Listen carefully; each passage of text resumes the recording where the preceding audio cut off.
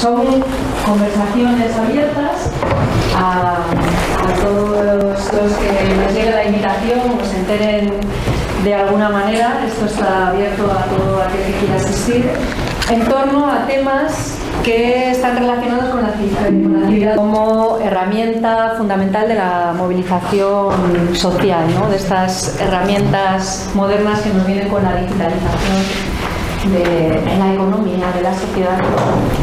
Y nos viene a contar eso. Ella va a hablar unos minutos con una presentación que trae preparada y que seguramente va a funcionar, aunque no sé qué pasa. Sí. Ya está. Ya es que no estaba. Vale. Cuando trabajas todo online y no tienes acceso después, pues ahí se queda, pero ahí está. Bueno, no sé si vamos a poder quitar esto, ¿no? Esta, cerrar, aquí. Eso es. Ahí, perfecto. Ahora sí. Entonces, los diálogos siempre funcionan igual. Él, la o los ponentes nos presentan el tema, pero digamos que la expectativa es que el máximo del tiempo se desarrolle en un diálogo, precisamente. ¿Vale? Con preguntas, respuestas. Vale, pues yo voy a hacer una intro y montar Change.org también para que entiendan. Les hablo de ustedes porque después de 6 años, para mí el vosotros quedó como el rey, ¿no? Como la monarquía. Quedó así en una manera de hablar extraña, ¿no? Y también una introducción de lo que es Change para que el diálogo pueda ser más rico, ¿no? Entonces, efectivamente, yo estudié aquí detrás, ¿no? El otro día cuando vine a ver a María Ángeles me parecía todo, ¿no? Estudié publicidad, que tiene mucho que ver con hacer campañas, ¿no? Campañas también de movilización social. Mi madre me sigue preguntando cuándo me voy a dedicar a lo mío, pero siempre me he dedicado a hacer campañas de movilización social, ¿no?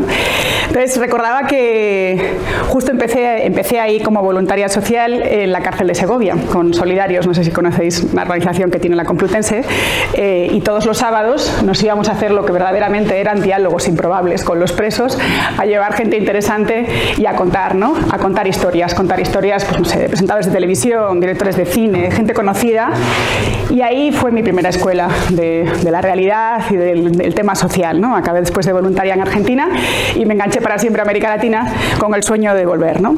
Con el tiempo y después de ser 6 años voluntaria en una prisión de hombres, también te das cuenta que eso no cambia las cosas, ¿no? Entonces, para mí lo más importante era también generar ese cambio, de mejorar las cuestiones, y por eso entré en Amnistía Internacional y monté todo el área de campañas y tuve la oportunidad de tener la escuela, bueno, de una de las mayores organizaciones, ¿no? En derechos humanos y movilización social, con grandes campañas contra la tortura, derechos de mujeres, en fin, derecho de asilo, ¿no? Y antes no había ni derecho a personas LGTB, o sea, un montón de cuestiones con gran impacto. Luego pasé a Médicos del Mundo y allí descubrí el tema de la trata de personas en España, un tema escandaloso donde los haya, porque no hay leyes de protección, no era ni delito en España específico así, ¿no? Entonces trabajé mucho en incidencia política también allí y bueno, y entonces nos surgió la oportunidad de trasladarnos a América Latina. Mi marido trabaja en Greenpeace y yo era como, venga, nos vamos, que era... Y con Change surge la oportunidad, y por eso cuento toda esta historieta, de poder hacer lo que hacen las grandes organizaciones, pero para personas comunes, ¿no? Y esto es así hacia adelante, ¿no? Sí. Para personas normales, es decir, que por primera vez la tecnología facilita poner a disposición todo el conocimiento, y ahora os voy a contar también cómo funciona ese conocimiento, pero además también toda la capacidad, ¿no? Gracias a eso, ¿no? A que tienes una plataforma digital. Entonces Change se presenta como la mayor plataforma de peticiones del mundo, que a mí no me gusta nada definirnos así, ¿no? Y lo es cierto, pero en realidad durante mucho tiempo, para hacer entender a la gente al principio qué era de diferente frente a una organización, hacíamos este símil, ¿no? De decir, bueno, en realidad Change no tiene, no sé si, yo creo que en España tiene una marca suficientemente fuerte como para que ustedes entiendan que Change no lleva a cabo ninguna campaña, ¿no? Es la gente la que inicia campañas en Change. Y este era el símil que intentábamos utilizar, ¿no? En realidad, el otro día escuchaba en Argentina a un compañero que trabaja siempre para organizaciones que decía, bueno, a toda organización le llega siempre, ¿no? A todo hotel le llegó su Airbnb, a todo taxista le llegó su Uber, a toda organización le está llegando su Change.org, ¿no? Porque esto rompe completamente el paradigma de que solamente... ¿Qué pasó? ¿Se fue? Bueno, rompe el paradigma de que solamente aquel que tiene capacidad, recursos, incluso una policy, ¿no? O sea, no sé si ustedes tienen la experiencia de trabajar en una organización, pero lo más complicado de todo es tener una posición. ¿Qué opinamos frente a esto? Todos inmovilizados, ¿no?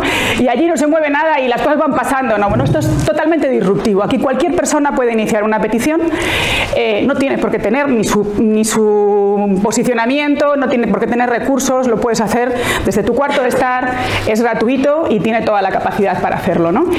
Pasado el tiempo, y ahora que además nos hemos constituido como fundación en América Latina y en Asia, pasado el tiempo lo que nos damos cuenta es que nuestra misión es una redistribución del poder. ¿Debo ser yo que toco esto? No, con seguridad, ¿no? No, es que cambiamos el proyecto hace unas semanas y no sabemos muy bien por qué se pone en stand-by tan pronto. Pero igual es porque yo hago así. No, yo creo que no. ¿No? Bueno, lo que decía es eso, que realmente, si ves, que no hice nada, ¿eh? Ya. Ya no sé lo que es. Porque no creo que al mínimo movimiento sea... Puede ser. Es un truco muy malo que es como resetear el proyector, pero no es muy práctico. Bueno. Voy a avisar de esta manera, está mal, ¿eh? Bueno, esto es lo que estaba diciendo, que en realidad vemos más ahora la misión desde este punto de vista, ¿no? De decir, es una redistribución del poder, porque iniciar una petición, en realidad, ¿no? Ahora os contaré cómo funciona, tiene que ver con esto, ¿no? Es ir de la protesta a una propuesta en concreto y además que sea un ciudadano, es decir, cómo facilitar que un ciudadano lo pueda hacer, ¿no? Y lo hace a través, o sea, de una manera muy simple, que para mí es que tiene capacidad de influenciar a quien tiene poder para tomar una decisión, ¿no? Y la movilización ciudadana lo tiene, porque a partir de ahí todo lo genera. Gracias a hoy a la tecnología se puede hacer de una manera muy fácil y realmente hay una distribución de poder, ¿no? Porque cualquier persona, o sea, recuerdo cuando hicimos un vídeo, salía una persona mexicana, ¿no? Que decía, es que ahora yo sí quiero apelar a mi presidente, ya sé cómo, ¿no? Y es que es verdad, o sea, os voy a contar historias, pero esto funciona así. Y esto fue muy disruptivo en España en su momento. Change se lanzó antes en España, primero en Estados Unidos, y España fue el segundo país, pero es especialmente disruptivo en los países latinos, porque hay una característica común y es que compartimos evidentemente con España, y es que la conciencia está siempre en protestar porque el Estado tiene que solucionar, mientras que los países anglosajones tienen mucho más aquello de cada ciudadano también es responsable de aportar soluciones, ¿no? ¿Que existe aquí? Sí, que existe allí también, pero no está tan arraigado como está en los países anglosajones, de donde parte Change parte de Silicon Valley, ya otra vez se me fue. Les cuento rápidamente cómo funciona. Es una cajita de herramientas. En realidad esa es la visión, ¿no? Es una caja de herramientas para ponerla a disposición de cualquier persona, ¿no? A ver si... Saca el micrófono. Ahí. Quédate ahí ya y lo sacas y lo pones cada minuto así. Esa es la tecnología punta, ¿no? Que siempre funciona. ¿Qué nieto? ¿Qué? Es por una incompatibilidad. Ah, ¿tú crees? Bueno, será. Será. Bueno. No lo ven, pero se lo cuento. El crecimiento ha sido exponencial. O sea, tuve la suerte de llevar la primera campaña en internet en Amnistía, que fue mundial, que fue la de Safía y Amina, no sé si se acuerdan, que eran dos personas una persona que estaba condenada a morir por lapidación, y se inició en España y fue así en todo el mundo de una manera espectacular, y ahí aprendes lo que es la viralización y la capacidad, ¿no? Entonces, el crecimiento es tan exponencial que ahora mismo Change tiene más de 200 millones de usuarios en todo el mundo, ¿no? Que es muchísimo. En América Latina tenemos 26 millones activos, ¿no? Y eso es lo interesante, ¿no? Que todo parte de las personas. Esa es la diferencia. Alguien me preguntaba, ¿cuenta la diferencia? Bueno, la diferencia con Avaz o con cualquier otra plataforma es que Change no tiene agenda política, más que el empoderamiento de las personas y su propia agenda, ¿no? Casi cada hora en Change se alcanza una victoria, ¿no? La victoria es un palabra igual que petición que utilizamos cuando la gente decide que ha ocurrido lo que pensaban hacer, ¿no? Y es tan sencillo, o sea, hay dos maneras de participar. Tu voz importa, es decir, firma y participa, difunde, hay muchas propuestas que se pueden hacer de una manera simple, o crea una petición, ¿no? Son las dos maneras. ¿Y en qué se basa el éxito? Pues que es muy sencillo. escribe el título de la petición, elige el tomador de decisión, explica, está en argentino, os lo he puesto en argentino, explica el cambio que buscas, inserta una foto y aquí empezamos, ¿no? Creación, optimización. Nosotros trabajamos mucho aquí al principio, sobre todo porque lo más impresionante de todo es ver en un país donde la plataforma estaba pero no había equipo, es cómo la gente aprende colectivamente, ¿no? Entonces la gente aprende colectivamente cuando nosotros hacemos optimizaciones con los creadores de petición, les enseñamos cómo es el storytelling. Todo el mundo siempre empieza según la ley no sé cuánto de tal. Ya nadie va a leer eso, ¿verdad? Lo que funciona es la magia del storytelling. Me llamo no sé qué, este es mi sufrimiento, cuento, ¿no? Genero empatía y propongo, o sea, la gente tiene que entender en un parrafito así qué es lo que estoy proponiendo y por qué merece la pena que te dé tu apoyo, ¿no? Entonces, aquí hacía al principio muchísima intervención que después no ha hecho falta. La gente ha aprendido, o sea, cuando la gente empieza a ver lo que funciona de una manera sistémica, todo el mundo, es un conocimiento colectivo maravilloso, empieza a generarse. Aquí casi no tenemos que hacer intervención en los países donde ya estamos con un comportamiento maduro, ¿no? Luego es enseñar a la gente a compartir en redes. Cuando algo surge ya y tiene más volumen o la historia es bonita, los medios les apasiona, porque los medios de comunicación viven de historias maravillosas y esto es un generador maravilloso también de historias, ¿no? Y finalmente es contactar con el creador de petición, ¿no? Reuniones, entrega de firmas, o sea, eso es lo impresionante. Cuando tú ves que un presidente del gobierno habla con una madre, ¿no? Les contaré más detalles de cada país, pero eso lo quiebra todo.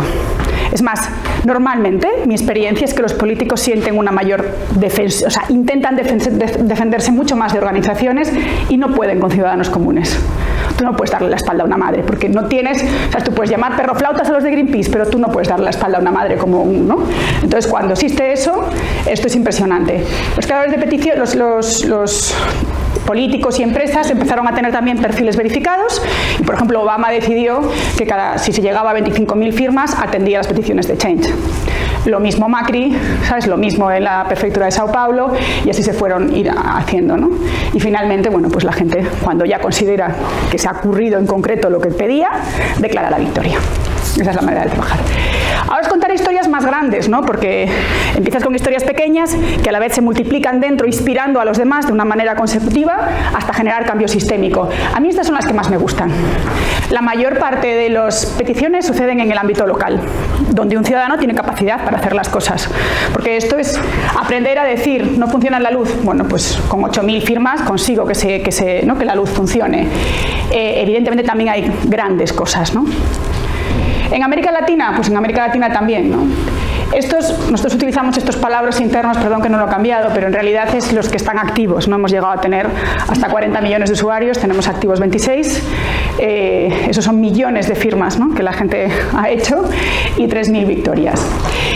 Tenemos equipos en México, en Brasil y en Argentina y luego tenemos un equipo remoto que da asistencia al resto de los países gracias a que hablamos la misma lengua y podemos trabajarlo de esa manera, ¿no?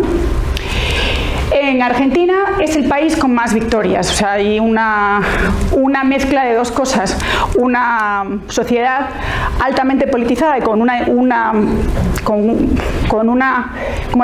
comprensión de lo que son los derechos fundamentales exigibles, ¿no? al Estado muy grande. Por ejemplo, hay sanidad universal, abierta y gratuita, llena de fallos el sistema, que se juntan las dos cosas, ¿no? Y entonces tantos fallos, tanta gente politizada hace que también sea muy activo y además yo siempre hacía una pregunta en cada país antes de empezar con Change en cada país, que es, ¿está bien? Mucha gente me decía, no va a funcionar porque aquí la gente esto no va a funcionar por esto.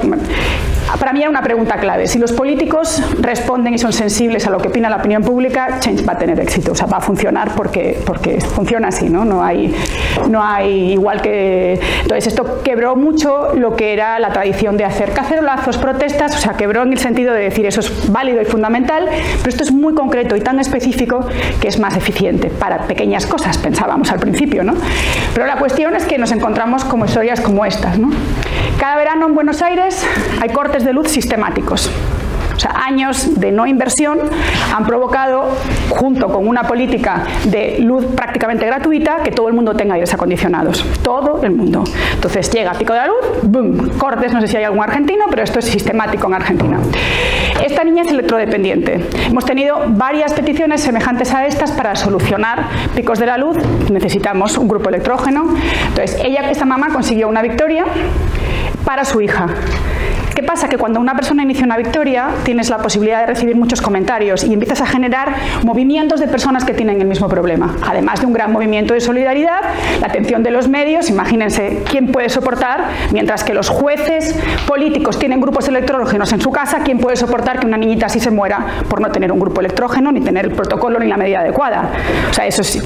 Claro que tiene que tener una respuesta rápida, ¿no? Porque además, en el sistema que les enseñé antes, cada vez que alguien firma le llega una presión de correo electrónico a la persona, ¿no? O sea, eso funciona con una presión directa y entonces empezó a generar un movimiento con todas las personas que se ponían en contacto con ella, generando la posibilidad de montar una ley que ya está en marcha y que, vamos, ya se ha aprobado, ¿no? en el Congreso. Entonces, lo que estamos viendo es lo que nosotros llamamos cambio sistémico.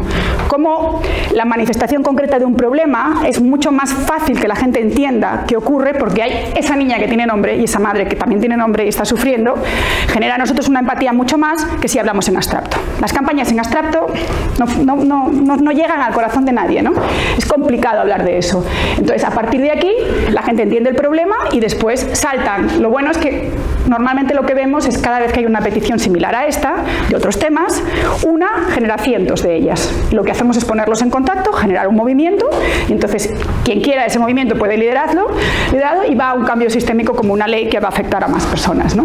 Y eso lo hemos visto con niños autistas en colegios en Brasil, que les hacían pagar en colegios públicos por tener asistencia, ¿no? Lo hemos visto con la ley de diabetes, lo hemos visto con un montón de casos similares, ¿no?